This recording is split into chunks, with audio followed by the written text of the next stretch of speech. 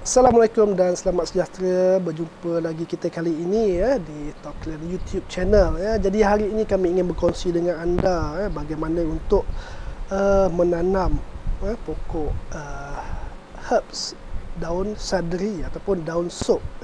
Jadi kami menerima banyak pertanyaan. Memang pokok daun sop, daun sadri dan juga daun ketumbar coriander ni adalah antara jenis tanaman yang agak sukar ditanam. Memang kita nak semai biji benih, daripada biji benih nak germinate tu sehingga pokok besar memerlukan masa yang agak panjang. Jadi kami ingin kongsikan bagaimana kaedah yang paling mudah yang mana anda sendiri berlakukan di rumah. Tak kira ada menggunakan teknik fertigasi, hidroponik ataupun semayang cara konvensional. Jadi kalau lihat di tangan saya ini, kita ada sejumlah pokok, anak pokok daun sadri ataupun daun sop banyak di sini. Jadi kami semai menggunakan teknik hidroponik, NFT hidroponik. Kita menggunakan pot hidroponik dan kita letakkan di dalam set NFT hidroponik Talkland Asia. Jadi apa yang kami ingin bagi tips kepada anda yang mungkin sebelum ni tak pernah berjaya tanam pokok daun sop, daun ketumbar, ramai yang bertanya dengan kami, ramai yang gagal. Jadi sedikit perkongsian, sedikit tips yang anda boleh dapati. Cara paling mudah, step by step yang boleh lakukan. Pertama, anda digalakkan beli biji benih yang berkualiti daripada pengeluar-pengeluar biji benih yang baik di Malaysia. Banyak kita dapati di kedai-kedai nursery, di supermarket dan juga di Shopee. Dapatkan seed ataupun biji benih yang berkualiti baik. Kita boleh baca daripada review pengguna pada sebelumnya. Jadi kalau teknik Talkland Asia, pertama sekali seed yang kita ada, seed daun ketumbar, seed daun sadri tadi, kita rendamkan dalam air. Rendamkan dalam air selama 2 malam. 2 malam biar dia punya shell tu agak lembut untuk lebih mudah dia germinate.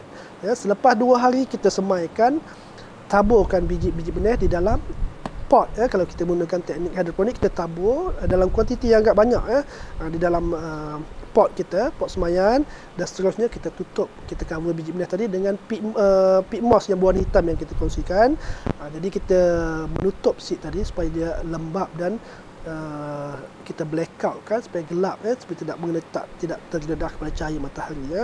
Jadi mengikut pengalaman kita, apabila biji benih ni tadi kita dah rendam dalam air selama 2 malam, kita semai, ianya lebih cepat germinate, lebih cepat bercambah. Pengalaman kita tanam dalam masa seminggu, seed tadi sudah germinate, sudah pecah dan tumbuh. Dan pada ketika itu kita perlu expose anak pokok kita tadi kepada cahaya matahari untuk dia hidup dengan lebih baik. Jadi kalau lihat di tangan saya ni, sejumlah anak pokok daun sop yang agak banyak. Saya kira ni ada bukan beratus pokok. Jadi ini kita dah semai. Saya rasa ni bukan dalam sebulan lebih lah kita dapat hasil anak pokok daun sop atau daun sadri ni. Jadi apabila kita ada sejumlah pokok yang macam ini, kita boleh pindahkan anak pokok tadi ke dalam individual small pot untuk menghasilkan pokok-pokok daun sop yang lebih banyak. Kalau kita lihat di dalam ini ada banyak, kita boleh cabut. Kalau hidroponik ni agak mudah. Kita cabut anak pokok. Yang penting masih ada akar. Kita masih ada akar dan kita boleh pindahkan ke dalam small pot hidroponik yang lain untuk memberikan jumlah pokok yang lebih banyak. Jadi tak sesuka mana. Mungkin pertama kali agak sukar. Jadi bila anda dah biasa dengan teknik ini, ianya tidak sesuka mana. Jadi pokok-pokok herbs seperti pokok daun sadri, pokok ketumbar, pokok kesom lebih baik kita tanam sendiri, kerana pokok ini hidup lama, dia boleh hidup lama sampai setahun 2 tahun. Jadi jika kita suri rumah tangga untuk masak, kita perlu ambil sedikit demi sedikit. Pokok tadi kita tak perlu potong, tak perlu cabut, kita ambil sedikit demi sedikit untuk kita gunakan dalam masakan kita. Jadi ianya memberi penyimatan dalam jangka masa yang panjang. Jadi kami amat menggalakkan anda di rumah tanam pokok-pokok herbs di rumah. Pokok daun sop, daun ketumbar, daun kesom dan sebagainya. Jadi ini satu teknik yang paling mudah. Boleh lihat video-video sebelum ini, kaedah cara semaian biji benih tanaman yang diperkenalkan oleh Talkland Asia. Sekian, terima kasih.